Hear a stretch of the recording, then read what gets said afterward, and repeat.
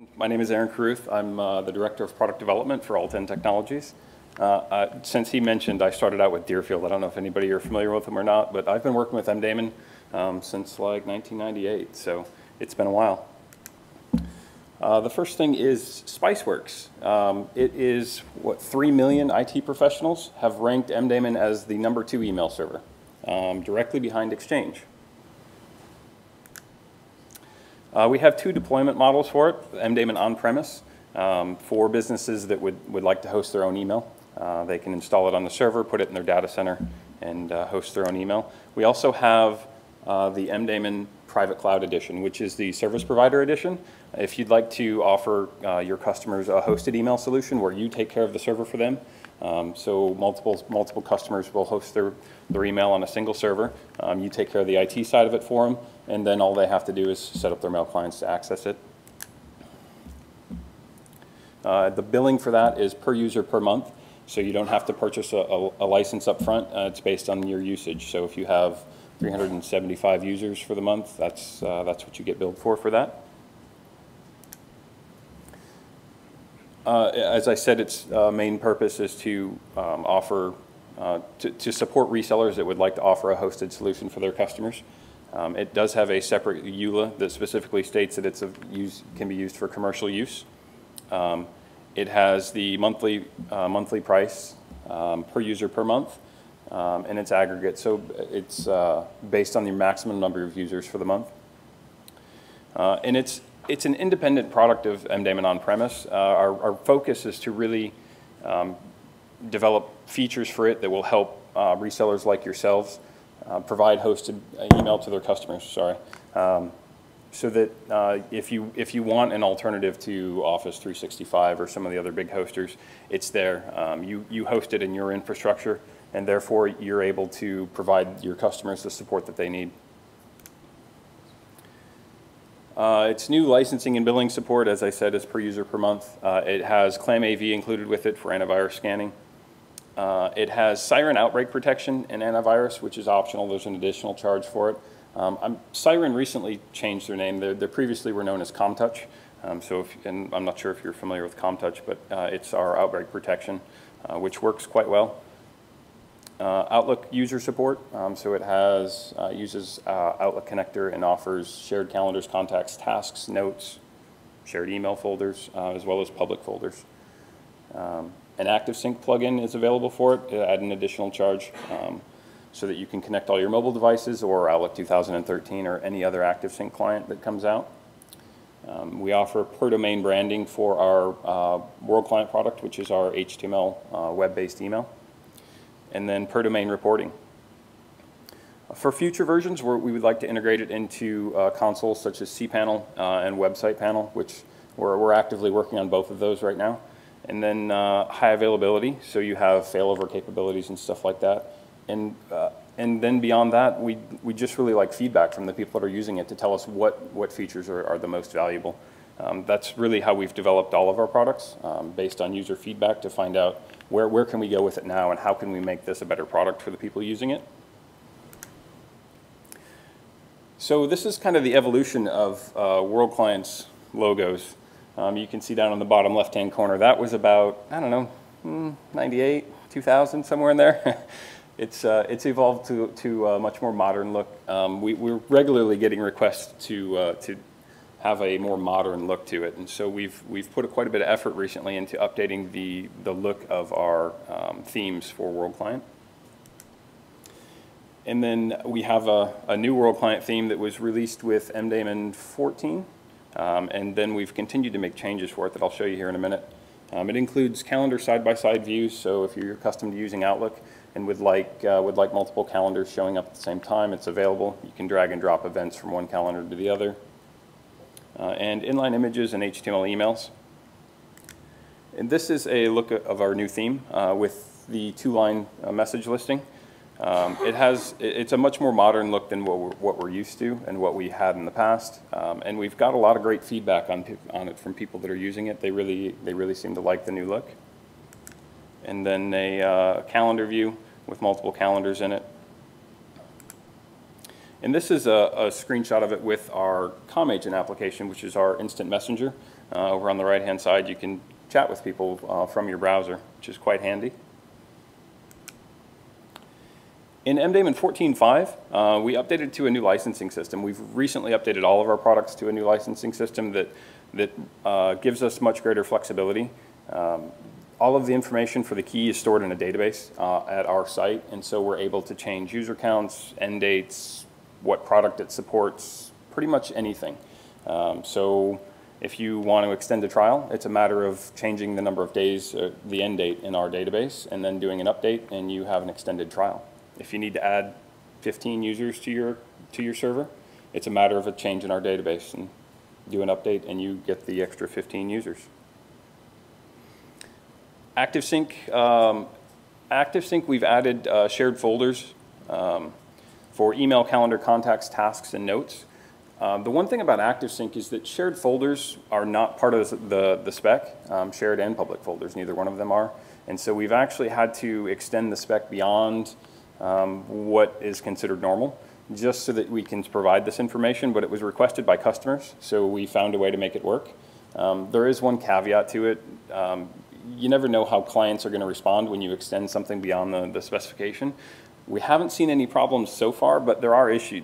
There are likely going to be issues with certain clients, new ones that come out, and we'll just have to update as that happens. So. And here's a look from my iPhone of shared calendars, shared folders, and shared contacts being displayed, or the listing of them.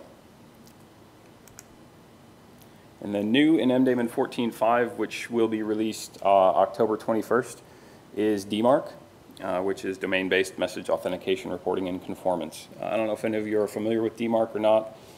It is the next evolution of protecting email. It provides you with a method of validating that the message that you receive is actually from the person it claims to be from. And it also provides an opportunity for reporting. So if you're hosting email and you've got a DMARC record set up in DNS, any servers that you send to that support DMARC will actually provide you with a report of all the messages that they've received that have claimed to be from your domain. And then they will share with you whether the message was accepted or not. Basically, it shares SPF, DKIM, and DMARC results. So you can see if somebody's attempting to spoof your domain, which they probably are, or if you have a problem in your email setup. A lot of times people set up SPF and DKIM records, and they forget about this one server they have running over in the corner on their network, and they don't include it in the SPF record, and all those messages start bouncing. So it's a significant step for email in general. So it's very interesting. I spend days looking at our DMARC reports trying to figure out why did that message fail and where did it come from. And there's another step that will help you with that, and it is they actually do forensic reporting. So not only can you get a general report of all of the messages that claim to be from your domain, servers that support forensic reporting will actually send an email real time back to you on a failure that includes the content of the message headers, and some of them even include the message body. So if somebody is spoofing your domain, not only can you see the message headers and tell who they are, but you can see what they're saying about you. We've also worked on additional improvements for the World Client theme. We've updated the look of the calendar and the contact UI as well. And then integration with complementary products such as Mailstore. We've actually added the ability to add custom links so that you can add a link to your SharePoint if you have it, or whatever your internal tools are that you're using. You can see down in the bottom right-hand corner the little archive link on there. That's actually a link to Mailstore on our server. We use Mailstore at our office as well. So. And then Outlook Connector, which is our app for sharing calendar, contacts, tasks, and notes, and email in Outlook. We've added automatic client updates so that you no longer have to do a deployment via Active Directory or install it manually. Once you install an update on the server, the clients, when they connect, will just automatically detect it and run the installation. And we've included a multi-language installer for the 32 and 64-bit versions. It's instead of having a separate download for each language, you have one download with all the languages, and it makes things much easier if you are supporting sites with multiple languages. And improved performance and stability. We've actually had a lot of great feedback from our beta testers on the improvements in performance with this version, so we're pretty excited about it. And then next for MDaemon is a 64-bit version of MDaemon.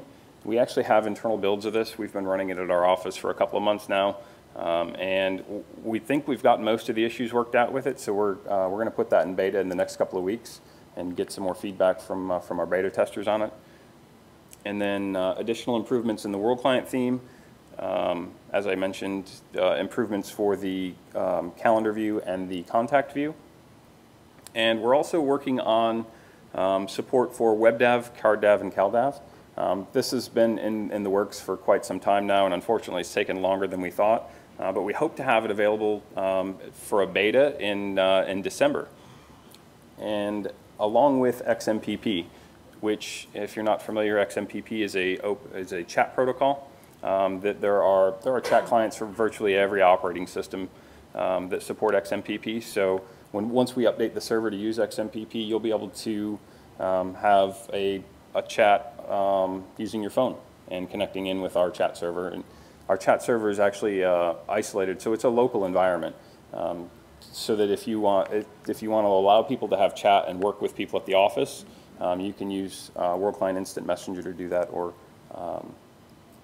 instead of having them use Trillian or something like that, or Yahoo, or where they can chat with their friends as well, you can isolate it. So. And now some of the features of MDaemon that help to make lives of the administrators easier. We have the ability to detect hijacked accounts.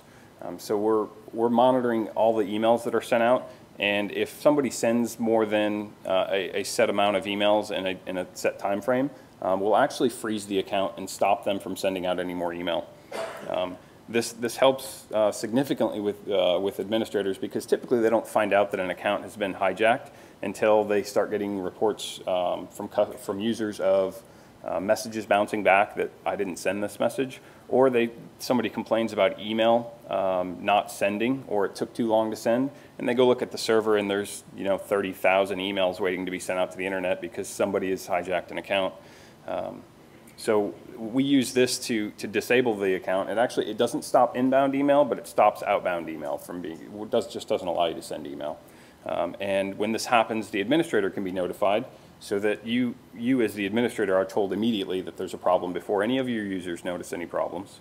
And then you have the option, if it was done, if it wasn't supposed to have been frozen, you can just reply to the email, and MDaemon will automatically re-enable the account for you.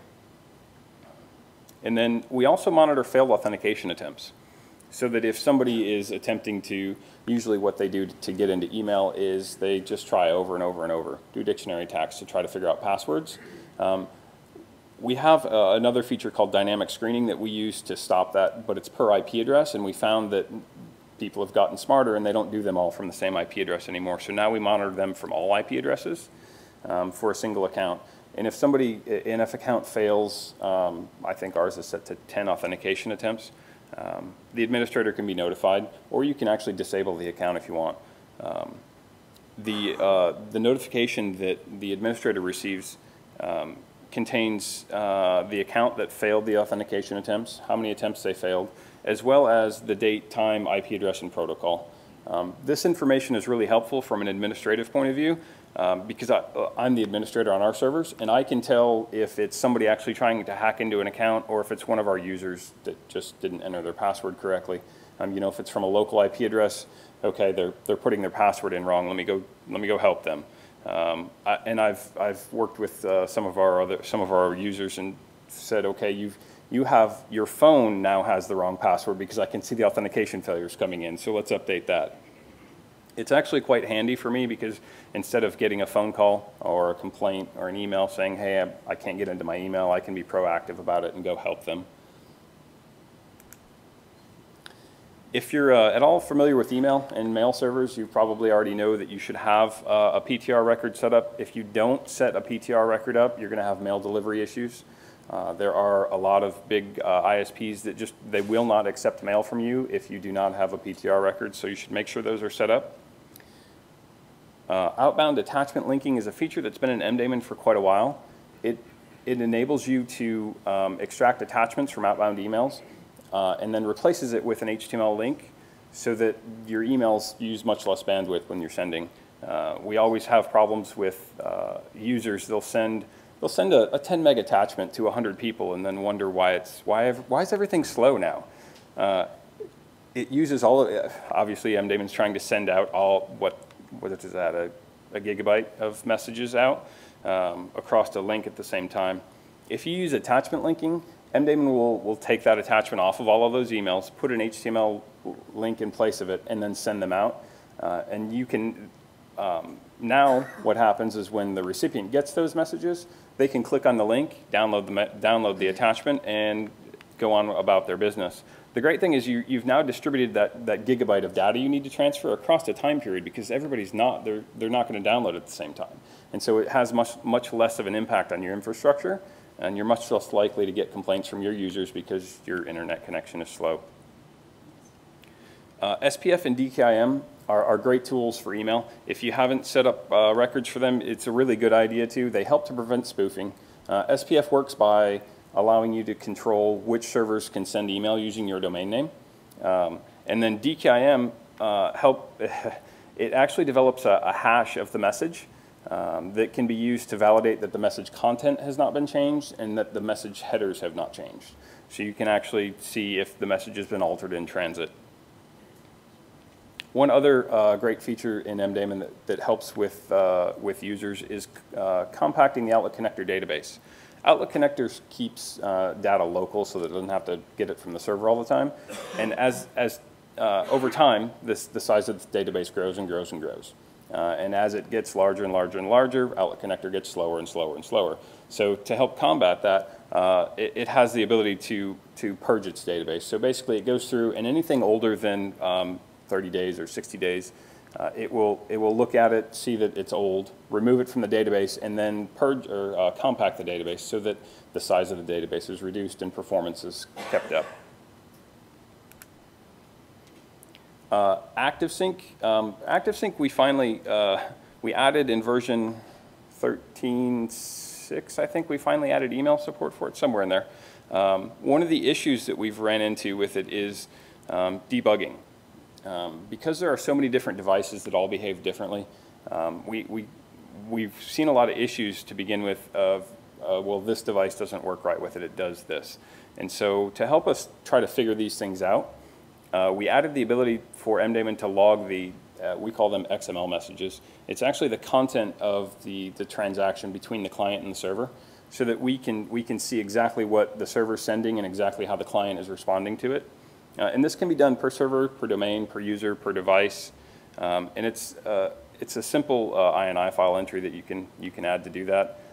There is some cautionary information on this. If you enable it for the entire server and you have a lot of ActiveSync devices, you're going to generate thousands and thousands of these files, and you're going to fill up your hard drive rather quickly. So just enable it for if you're having a user that has an issue, enable it for the user.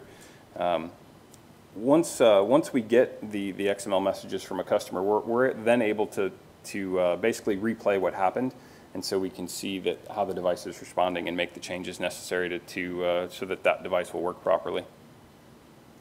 ActiveSync can also capture crash dumps for you. We found this really helpful when customers reporting an issue. We actually had a case a couple of months ago where a customer called in, reported an issue. They reported it as my world client is crashing. Okay, we started digging into it and found out that it wasn't world client, it was actually ActiveSync that was crashing. And so we had them enable this feature to capture some crash dumps. And they immediately sent the crash dumps to us. We had our developers look at it. The developers were able to tell us the exact user, what folder, and what message was causing the crashing. We were able to remove that message from the mailbox. Customer sent us the message. We can now reproduce the issue, and the customer's server was back up and running. These crash dumps are amazing. And not only can we get it when ActiveSync crashes, but we can actually configure it so that on a specific error message, we can have it generate a dump file for us, and so that we can get information about the ActiveSync process and where it's at and what it's doing. We've also added an ActiveSync log viewer. Now, one of the problems we had is the ActiveSync logs are really hard to read. Even for me, I do not like reading the logs. And so we added a log viewer it organizes them by session and then allows you to filter it by user or by device ID, or by the command that it's running. And when it writes out ActiveSync log information, it writes it out as it happens. And so if you have 50 sessions going on at the same time or 100 sessions going on at the same time, they're all mixed together in the log file, and it's really, really difficult to understand what's happening. And so this organizes them for you, and it makes it significantly easier for even our tech support team to troubleshoot issues.